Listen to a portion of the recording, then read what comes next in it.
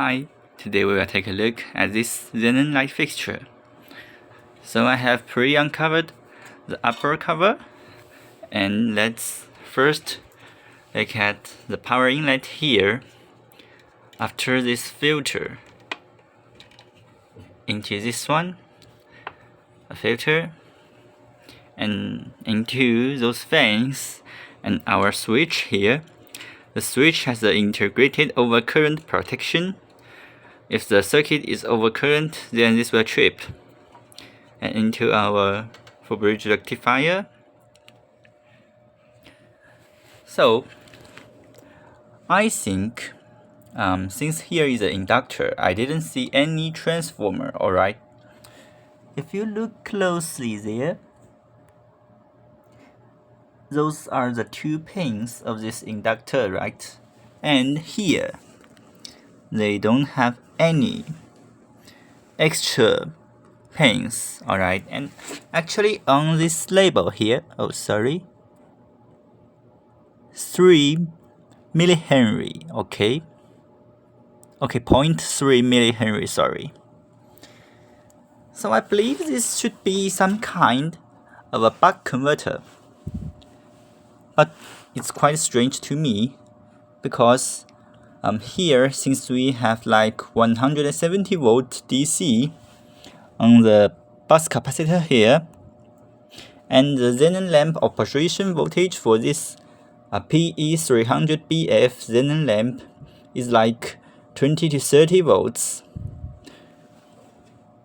So I'm not sure why they are using a buck converter here, but in some more newer Xenon lamp fixtures used as a medical usage, they just use like a switch mode power supply. Okay, so here is a post start transformer. Okay, and actually something interesting happens here.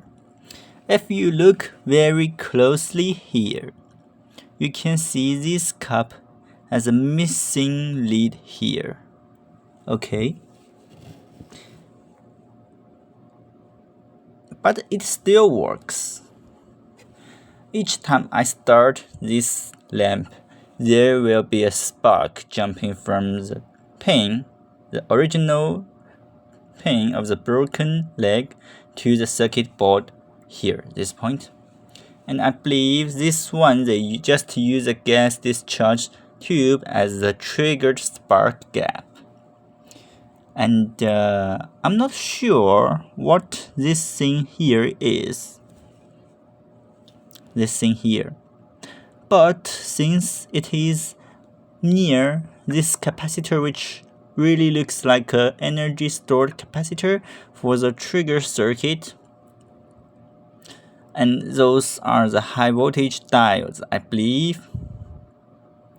So I think this might be a transformer or an inductor which will resonate with this capacitor here to step up the voltage and then rectified. Or I think here basically a doubler, and the energy stored inside these two capacitors will be triggered and damped into the primary of the post transformer, which is in series with the open circuit buck converter before the lamp has been ignited. And here is the actual control circuit of the power supply. Okay, I will wipe off some dust for you to see here. Okay, those chips UC3524 in. Okay, and actually by adjusting this potentiometer here, I actually overpowered this lamp fixture. The originally designed power is like 300 watt for this kind of a Xenon bulb, but currently I'm operating this lamp fixture at an input power of at nearly 570 watts over 700 hours. I will explain that in detail in a few minutes later. And you can see here is a lamp.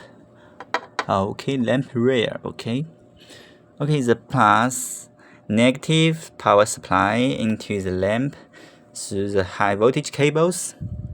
And actually we can see there's a temperature sensor, maybe the biometal type, and we can see the, maybe that's okay, let me check. This switching device here,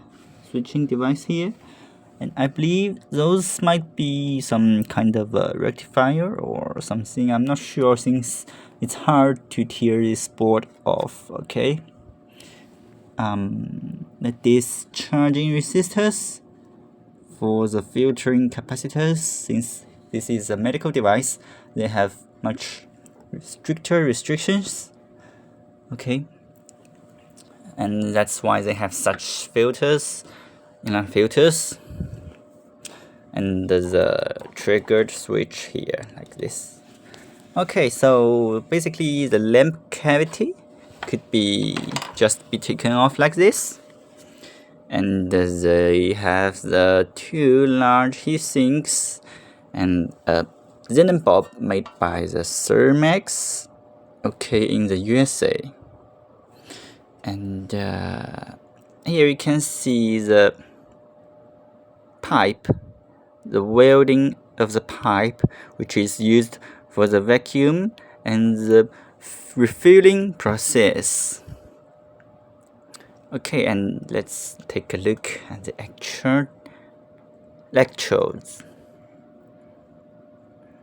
Actually, maybe you can see that in my posts, I believe I have posted about this interesting effect on YouTube, like maybe 2 months or 1 month ago. But actually, when I just received this Xenon bulb, there should be some kind of a oxidized layer on the anode, which is a larger electrode beneath the cathode there. But after I overlocked the power up to 570 watt input, the colored maybe some kind of oxidized layer disappeared actually, and just leaving behind some, okay, you can see there should be some kind of oxidized layer previously there, you can see, but now it has all vaporized. Okay, and I will let you guess how long this lamp has been operated. You see, it's quite new, looks just based on the looking, alright? And you remember that it has been overlocked to 570 watt input for over 700 hours. So, the total age of it has reached 3,560 hours, alright?